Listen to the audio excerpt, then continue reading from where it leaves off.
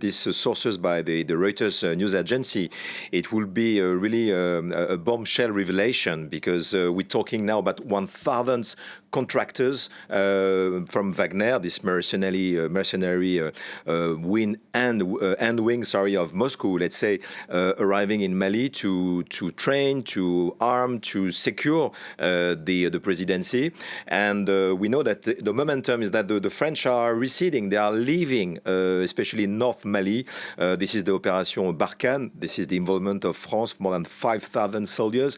So there is the game of with superpowers. And let's say Moscow is sending his guys on the ground where France is, when France is leaving. And this is exactly the same we have been experiencing in the border with Chad, in the Central African Republic, and the mercenaries of Wagner are, well, they are renowned because they have been working in Ukraine, in Sudan, in many places in the country where they train in secrecy, they live in secrecy. This is extremely difficult to talk to these people, to know exactly who they are and what is the purpose. But they also die in secrecy, but they are really, really in place, and they try to fill again the gap to counter, geopolitically speaking, the French influence in West Africa. Cyril, you mentioned these power games. How much could this turn into a proxy war for influence in the region?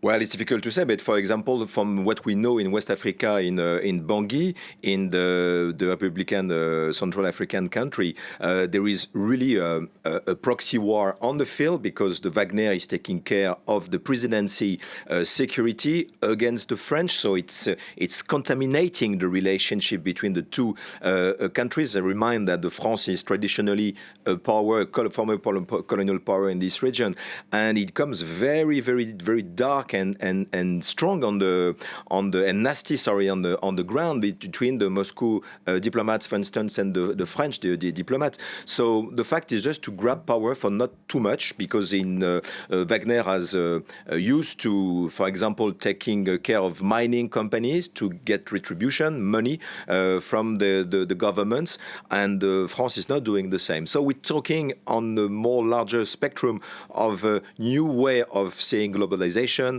of seeing the international relations between countries.